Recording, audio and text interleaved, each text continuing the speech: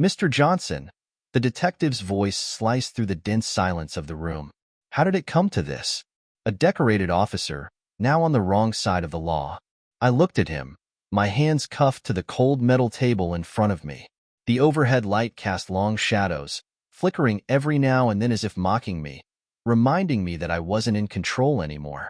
Everything had spun so far out of control, and now, here I was, facing charges for crimes I never thought I'd be capable of. You want to know how I got here? I muttered, my voice barely above a whisper, eyes fixed on the detective. It's not a short story. He crossed his arms and leaned back, the smugness of knowing he had me cornered radiating off him. We've got time, officer. Enlighten me. A small, bitter chuckle escaped my lips. All right, I began. But don't expect to like what you're going to hear. It's not about a man who snapped. It's about a man who planned, calculated revenge down to the last detail. And so, I started from the beginning, going back to when my life was perfect, or at least, when I thought it was. A few days later, I received another visitor, but this one wasn't a lawyer. This one was someone I never thought I'd see again. Paul. I looked up, startled to see an old face staring back at me from the visitor's booth. It was Henry Mulligan, my former commanding officer, a man I hadn't spoken to in years. He was grizzled now, his face lined with age, but the same sharpness was there in his eyes. Henry? I sat up straighter, confused. What are you doing here? He didn't answer immediately, his gaze scanning the room as if he was assessing every corner, every potential threat, just like he had done on the job. Then, he sat down, folding his hands on the table. I heard what happened, he said finally, his voice low. Heard about everything. I clenched my jaw, embarrassment and shame mixing with the anger still bubbling beneath the surface. I didn't expect you to visit, especially after. You're not the only one who's been through this kind of thing, Paul, he interrupted, his voice carrying a weight of experience that silenced me. When my wife left me, it took everything I had not to do something drastic. I know how this goes. I was silent, listening. I came here because I've been there, he continued, leaning in. You don't want to lose the kids. I get that. But you also don't want to lose yourself in this fight. You think it's about winning, about proving her wrong. But it's not. It's about surviving this with enough of yourself left to rebuild. Rebuild. The word felt foreign, like a language I no longer spoke. I can't just walk away, I said quietly, almost to myself. Maybe not, Henry replied, standing up. But you can choose how to end this. And you can choose what kind of man you'll be when it's over.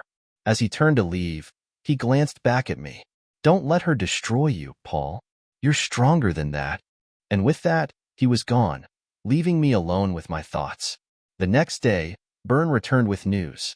The DA is willing to negotiate.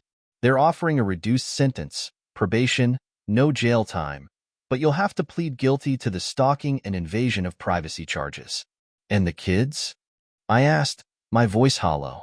Byrne sighed. Lisa still wants full custody, but there's a chance we can negotiate supervised visitation, maybe down the line. Supervised visitation. My stomach churned at the thought. Seeing my own children through a glass window like I was some kind of criminal.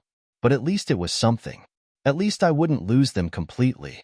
I sat there, staring at the paperwork in front of me, the weight of the decision pressing down on my chest. Byrne watched me closely, waiting for my answer. What kind of man would I be when this was all over? I picked up the pen, my hand shaking as I signed my name. My name is Paul Johnson. At least, that's what it used to be before the newspapers and TV stations plastered my name all over the headlines. I've been a police officer for over 15 years, working my way up through the ranks to become one of the most respected detectives in my precinct. My career was my pride. I was known for solving some of the toughest cases, working with a sense of purpose that few people understood. But none of it meant anything compared to my family. My wife, Lisa, was my anchor, or so I thought. We met when we were young, just out of college, and the spark between us was instant. We got married within a year and started a family not long after. 2 beautiful children, Lily, our eldest, and Ethan, our son. My world revolved around them. Our life was stable, comfortable. Lisa had her job at the hospital as a nurse, and I spent long hours at the station or on patrol. But despite the demands of our careers, we made it work. We had to. For the kids. For the future we were building. At least, that's what I believed. Looking back now, I can see the cracks, small, barely visible, but there. The occasional late nights she claimed were due to extra shifts, the whispers into her phone when she thought I wasn't paying attention, the sudden interest in looking her best when she left the house. I noticed it all, but I trusted her. For years, I'd been trained to read people, to see beyond what they were showing, and to find the truth beneath the lies. Yet, I missed the one person standing right in front of me. Maybe I didn't want to see it. It was a rainy Thursday when my life as I knew it ended. I had been working a string of robbery cases that week and came home late, exhausted. I expected to find Lisa asleep, as usual, but the house was quiet, eerily so. I remember hearing the distinct vibration of her phone from the living room as I put my badge on the kitchen counter. I wasn't the kind of guy who snooped. I respected her privacy. But something about that night, something felt off. I don't know what made me do it. Maybe deep down, I already knew the truth and just hadn't admitted it to myself. I picked up her phone and glanced at the screen. A message from an unsaved number. My heart sank when I read the text. I can't wait to see you again, babe. Last night was perfect. The rage I felt was instant, like a punch to the gut. But I couldn't let it show. I had to stay calm, stay in control. My mind was already racing, trying to figure out what this meant. I needed proof, concrete proof. And so, I slipped the phone back where I found it, acting like nothing had happened. Over the next few days, I started using every skill I had honed over the years. Surveillance, tracking, even accessing her private accounts. All without her knowing. I'd always been good at blending in, staying unnoticed, and now I used those same abilities to shadow my wife. It was a grim irony, spying on the woman I had vowed to love and protect. What I found was worse than I could have imagined. She had been seeing someone, a colleague of hers from the hospital. They'd been meeting up during her extra shifts for months, laughing behind my back while I worked myself to the bone to provide for our family. At first, I didn't know what to do. The pain, the betrayal, it cut deep. But more than that, it made me feel small, powerless, like my life was a joke and I was the punchline. But then, the anger set in. And with the anger came clarity. This wasn't just some emotional affair I could confront and end with a shouting match. No, this required something more precise. I wasn't going to lose everything I'd worked for. Lisa might have betrayed me, but she wouldn't win. No, I was going to make sure that both she and her lover would regret ever crossing me. My training had taught me how to think ahead, to anticipate moves before they were made. And I applied those same principles to my revenge. First, I gathered everything I needed, documents, recordings, evidence of the affair. But that wasn't enough. I wanted them to feel the same helplessness I had felt, to watch their lives unravel bit by bit, piece by piece. I started small, sowing doubts in Lisa's mind. A misplaced text she couldn't explain. A missed call from a blocked number that she swore she never made. Little things, at first. Then, I moved to her lover. I tracked his movements, followed him to his home, his work, and discovered that he wasn't just some nobody. He was a surgeon, respected, well-known in the community. A man with a lot to lose. The plan came together faster than I expected. It's amazing how easily people can be manipulated when they think no one's watching. I had access to everything, his schedule, his family's information, his finances. And I used it all. It started with anonymous tips to his hospital, rumors about his conduct with female staff members. I made sure to leave just enough breadcrumbs for them to follow, enough for his reputation to take a hit. Then, I leaked the affair, emails, photos, even a video I'd captured during one of their secret meetings. Lisa was next. I used the same evidence, but this time, I went for her friends, her family, people she cared about. It wasn't just about destroying her marriage to me. It was about tearing apart her entire support system. The final blow came when I filed for divorce, citing infidelity and using the mountains of evidence I had gathered. I took everything, custody of the kids, the house, the savings. She was left with nothing, just like I had felt when I found out about the affair. But I didn't stop there. No, I wanted to see them both squirm. So I waited. I watched as their lives fell apart in slow motion. His career in ruins, her reputation shattered. They tried to fight back, of course, but it was too late. I had already won. And now, here I am, sitting in this room, facing charges that could land me in prison for years. They're saying I crossed the line, that my revenge went too far. Maybe they're right. Maybe I should have stopped when I had the upper hand. But part of me doesn't regret it. Was it worth it? The detective asks, leaning in closer. I think about it for a moment, the memories flashing in my mind. The moment I found that text, the nights I spent plotting, the satisfaction of seeing them fall. Yeah, I reply, meeting his gaze. It was worth every second. The detective shakes his head, but I can see it in his eyes. He doesn't know whether to pity me or fear me. As they prepare to take me away, I can't help but wonder what's next. Maybe prison, maybe freedom. But one thing's for sure, Lisa and her lover will never forget what I did. And neither will I. The clang of the cell door closing behind me echoed in the cold, dimly lit hallways. It was a sound I had heard countless times during my years as a cop, but this time, it had a different weight. I wasn't the one putting someone away. I was the one being locked up. The irony wasn't lost on me. They had booked me on several charges: harassment, invasion of privacy, stalking. Nothing major by itself, but together, it painted a picture that the DA could twist into something far worse. They didn't care about my reasons.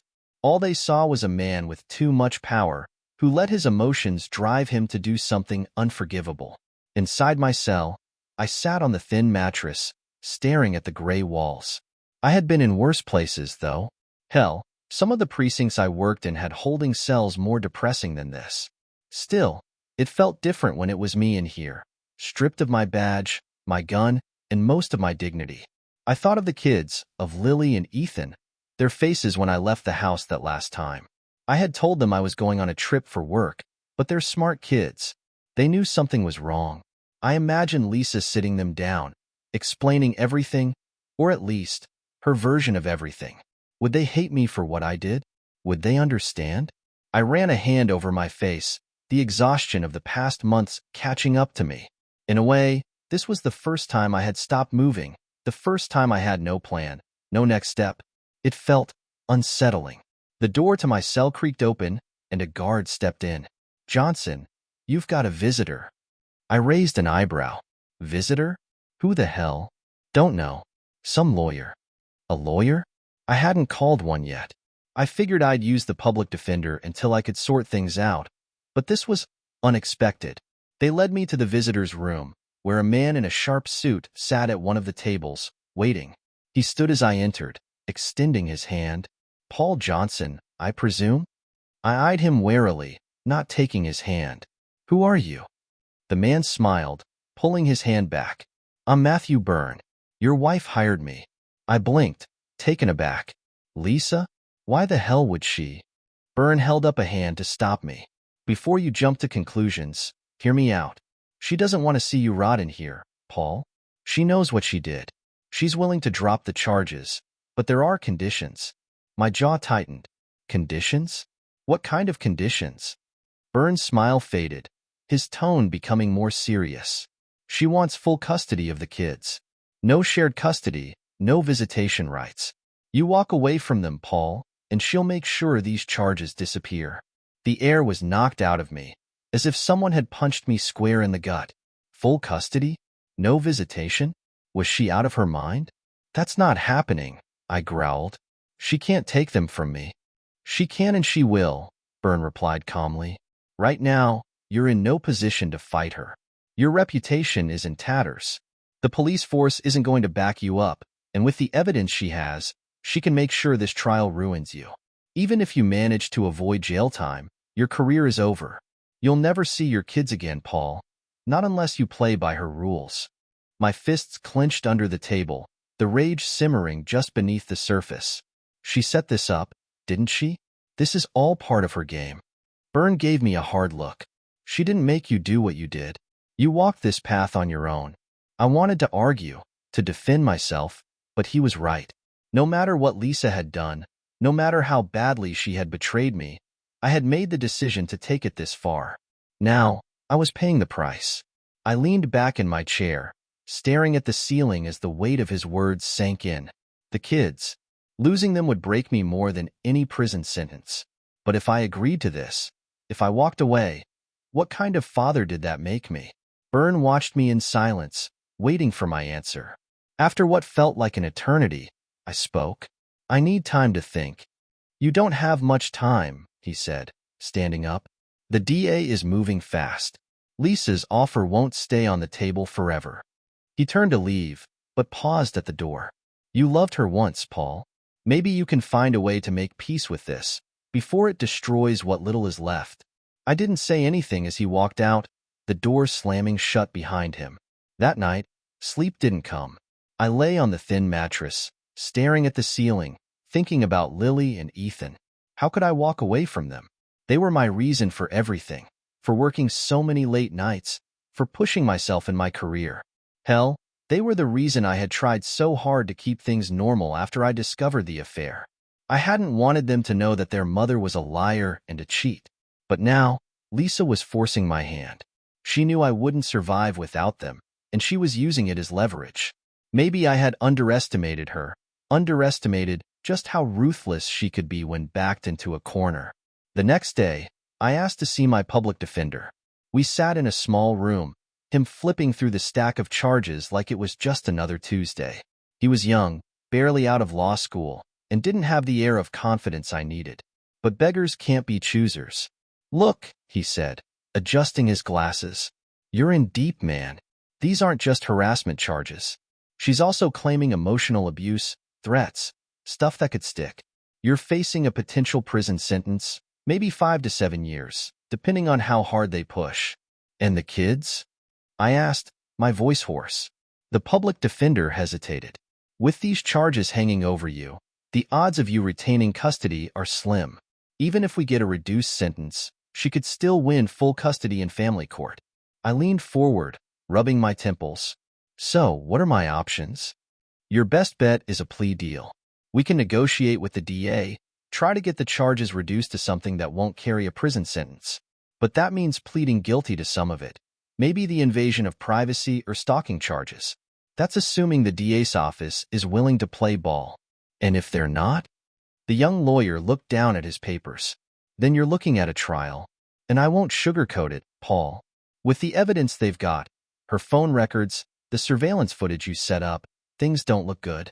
I slumped back in the chair, feeling the walls close in. The plan had been perfect, so calculated. I had thought of everything, except this. I hadn't anticipated how far Lisa would go to protect herself. I hadn't imagined she'd use the kids as pawns. Take the deal, the lawyer said softly. Walk away while you still can. But could I? Could I really walk away from the only things that mattered in my life? A few days later, I received another visitor, but this one wasn't a lawyer. This one was someone I never thought I'd see again. Paul. I looked up, startled to see an old face staring back at me from the visitor's booth. It was Henry Mulligan, my former commanding officer, a man I hadn't spoken to in years. He was grizzled now, his face lined with age, but the same sharpness was there in his eyes. Henry? I sat up straighter, confused. What are you doing here? He didn't answer immediately, his gaze scanning the room as if he was assessing every corner, every potential threat, just like he had done on the job. Then, he sat down, folding his hands on the table. I heard what happened, he said finally, his voice low. Heard about everything. I clenched my jaw, embarrassment and shame mixing with the anger still bubbling beneath the surface. I didn't expect you to visit, especially after. You're not the only one who's been through this kind of thing, Paul, he interrupted, his voice carrying a weight of experience that silenced me. When my wife left me, it took everything I had not to do something drastic. I know how this goes. I was silent, listening. I came here because I've been there, he continued, leaning in. You don't want to lose the kids. I get that. But you also don't want to lose yourself in this fight. You think it's about winning, about proving her wrong. But it's not.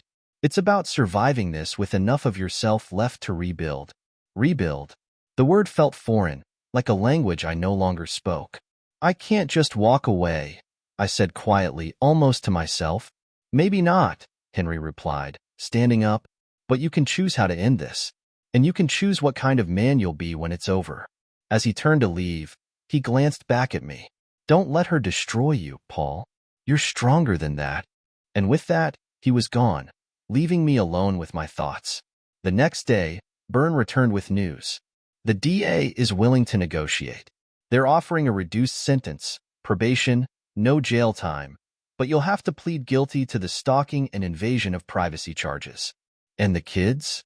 I asked, my voice hollow. Byrne sighed. Lisa still wants full custody, but there's a chance we can negotiate supervised visitation, maybe down the line. Supervised visitation. My stomach churned at the thought.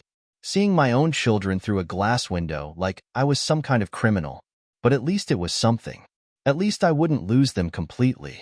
I sat there, staring at the paperwork in front of me, the weight of the decision pressing down on my chest. Byrne watched me closely, waiting for my answer. What kind of man would I be when this was all over? I picked up the pen, my hand shaking as I signed my name. I handed the signed papers back to Byrne, my hand trembling slightly as if my body was protesting the decision I had just made. It wasn't supposed to end like this. I had imagined triumph, watching Lisa and her lover crumble while I walked away victorious. But now, it felt like I had sacrificed everything, even my dignity. Byrne slid the papers into his briefcase with a quiet efficiency, standing up to leave. I'll submit this to the court. You'll get the terms of probation within the next few days. He hesitated for a moment, then added, for what it's worth, I think you made the right choice. It may not feel like a win, but this way, you'll still get to see your kids. Eventually. I didn't answer. Byrne gave me one last nod before walking out, leaving me alone in the dimly lit visitation room. The door clicked shut behind him, and I was left with the dull hum of the fluorescent lights and the distant murmur of guards moving about the hallways. The silence felt oppressive, weighing down on me as the realization sank in. I had just signed away my future, or at least, the version of the future I had fought so hard to keep. Lisa would have full custody. I would be allowed to see my kids under supervision, like some estranged uncle instead of their father. For the first time in my life, I felt truly powerless. I was escorted back to my cell, where the minutes stretched into hours. I lay on the thin mattress, staring up at the ceiling, replaying the last year in my mind. The discovery of Lisa's affair, the surveillance, the confrontation. It all seemed so far away now, like a bad dream I couldn't wake up from. My mind wandered to thoughts of Lily and Ethan. What were they doing right now? Were they sitting in the living room, watching cartoons, blissfully unaware of how much their world was about to change? Or had Lisa already started feeding them lies, telling them how their father had gone crazy, how everything I had done was some unhinged act of revenge? The thought made my blood boil. She had already taken everything from me, my trust, my pride, and now, my children. How could she look them in the eyes and spin her version of the truth? I tried to imagine the conversation. Lisa would probably paint herself as the victim, the brave mother who had to protect her children from their unbalanced father. She would omit her betrayal, the lies she had told me for months, the fact that she had destroyed our family long before I made a single move. But deep down, I knew it didn't matter what story she told them. They were kids, and eventually, they'd grow up. They'd see things for what they really were. And I just had to hold on until that day came. The next morning, I was awakened by the sound of keys jangling outside my cell. A guard opened the door and grunted, "Johnson, you've got another visitor." I sat up, confused. Byrne had already left, and I hadn't expected anyone else. As I was led to the visitor's room, I mentally cycled through the possibilities.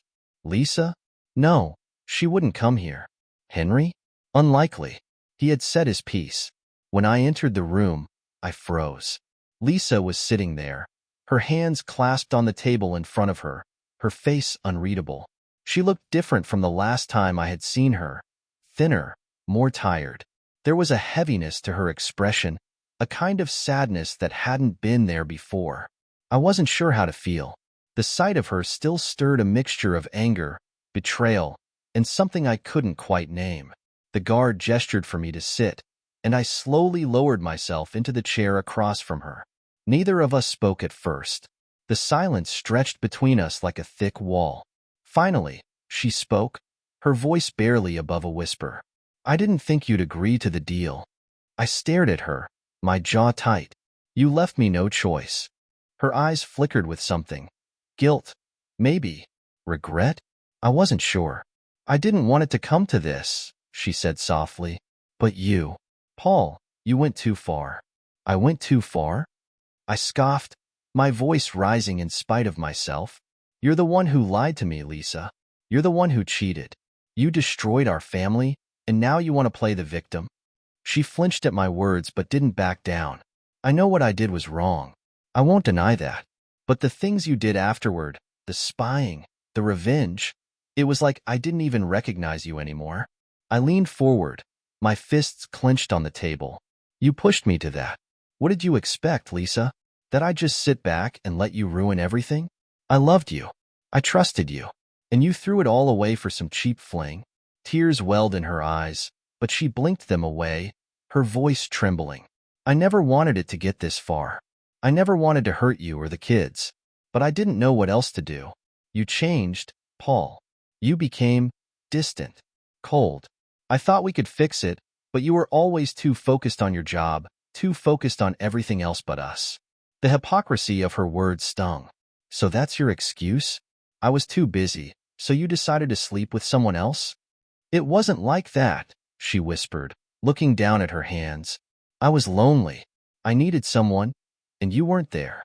For a moment, I didn't know what to say. Part of me wanted to scream at her, to make her feel the pain she had caused me. But another part, the part that still remembered the woman I had fallen in love with, just felt tired, defeated. I took a deep breath, trying to steady myself. "And what about the kids? What do you think this is going to do to them?"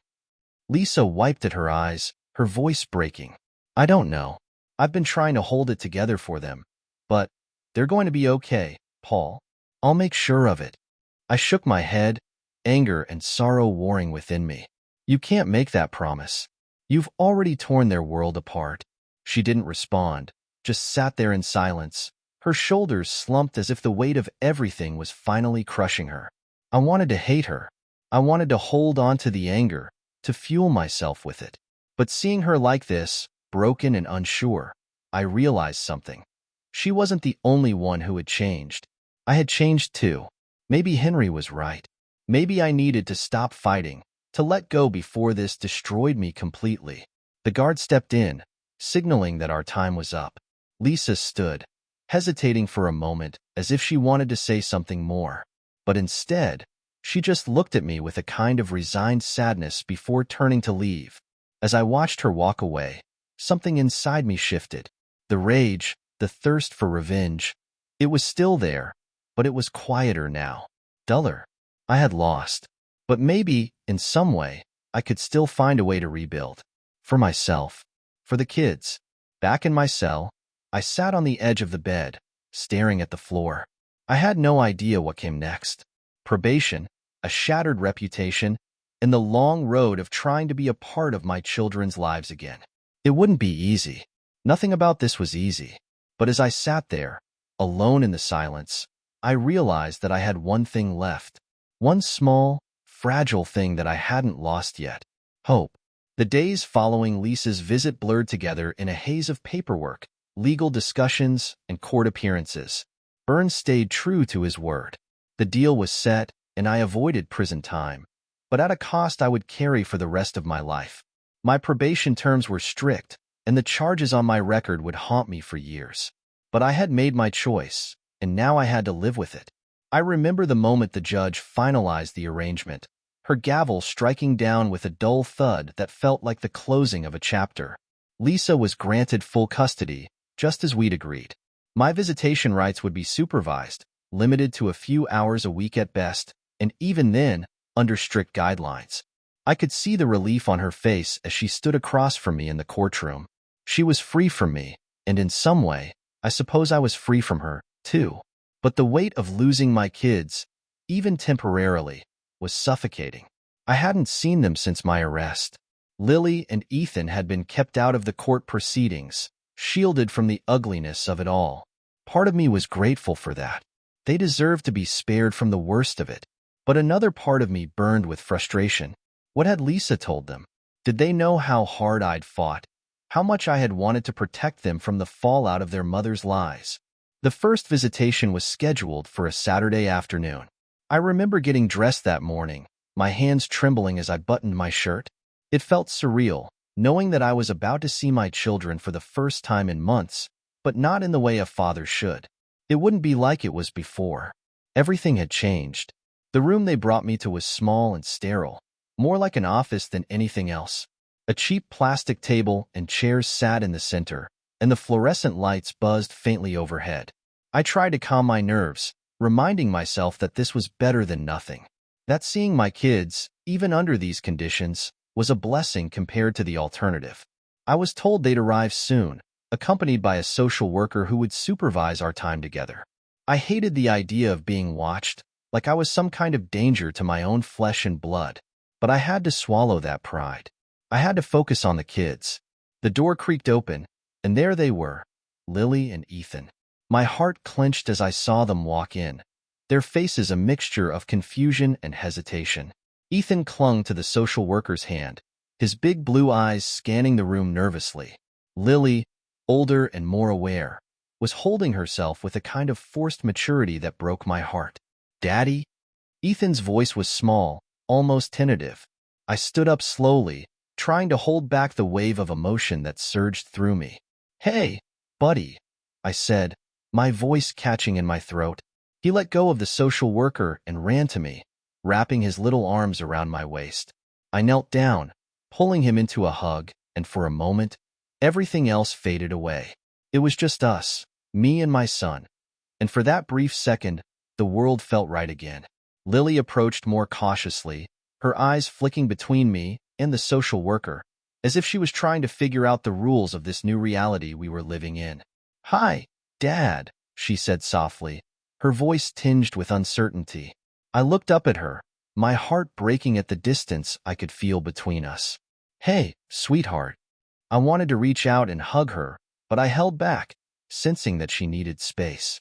We sat down at the table, Ethan climbing into the chair beside me while Lily took a seat across from us.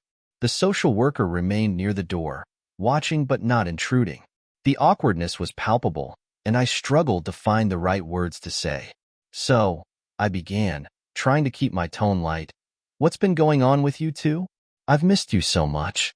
Ethan launched into a rambling story about school, his friends, and some new video game he was obsessed with. I smiled and nodded, grateful for the distraction, but every now and then, I'd glance at Lily, who sat quietly, her eyes fixed on the table in front of her. When Ethan finally paused for a breath, I turned to her. "How about you, Lil? How've you been?" She hesitated, biting her lip, and then finally looked up at me. "Why did you leave, Dad?" The question hit me like a punch to the gut. I had prepared myself for it, but hearing it from her, my little girl, was harder than I'd imagined. "I didn't want to leave," I said, choosing my words carefully. "Sometimes, things happen between adults that are really complicated. But I want you to know that I never stopped thinking about you and Ethan. Not for a single day." Her eyes welled up with tears, and she quickly looked away, blinking them back. "Mom said you were angry, that you did bad things." I swallowed hard, feeling the anger rise in my chest. Lisa had poisoned their minds against me. She had turned me into the villain in their story. But I couldn't lash out. Not here. Not now. I was angry, I admitted, keeping my voice steady. But not at you or your brother. Never at you too. I made some mistakes, but I'm trying to fix them. I want to be here for you. For both of you. Lily nodded, but I could see the doubt lingering in her eyes. She had been hurt, and I didn't know how long it would take to heal that wound. The rest of the visit passed in a blur of small talk and awkward silences. Ethan, blissfully unaware of the tension, kept chattering away, while Lily remained withdrawn, her walls firmly in place. I tried to break through, to make her laugh or smile like she used to, but it was like reaching for something just out of my grasp. When the social worker announced that our time was up, my heart sank. It felt too soon. I hadn't said everything I needed to say. I hadn't shown them enough that I was still their dad, that I was still here. But there were no second chances, no extensions. Lily and Ethan stood up, and I gave them each a hug. Ethan eagerly, Lily reluctantly. "I'll see you next week," I said, forcing a smile. "I promise." Lily didn't say anything, just nodded before walking toward the door. Ethan waved, a big grin on his face. "Bye, Daddy." I watched them leave, my heart heavy with a mixture of love and loss. It was the hardest thing I'd ever had to do. Watching them walk away from me, knowing that this was my reality now. Limited time. Supervised visits. A shadow of the father I used to be. The guard escorted me back to my cell, and as the door slammed shut behind me, I felt the weight of everything settle in my chest. I had won the battle of revenge, but in doing so, I had lost the war that truly mattered, the war for my family. That night, as I lay on my bunk, staring at the ceiling, I thought about what Henry had said. About rebuilding, about finding a way to survive this without losing myself completely. Maybe he was right. Maybe I could find a way forward, a way to be a part of my children's lives, even if it wasn't the way I had imagined. It wouldn't be easy. There would be more visits like today, more heartbreak, more frustration. But if I could just hold on, if I could prove to Lily and Ethan that I was still their father, that I hadn't given up on them, maybe, just maybe, we could find our way back to each other. And as I closed my eyes, I clung to that fragile hope, the only thing I had left to hold on to, because in the end, it was all I had. And that's how it ended. If you enjoyed this story, don't forget to subscribe, like, and comment your thoughts below. Tell us, what would you have done in their shoes?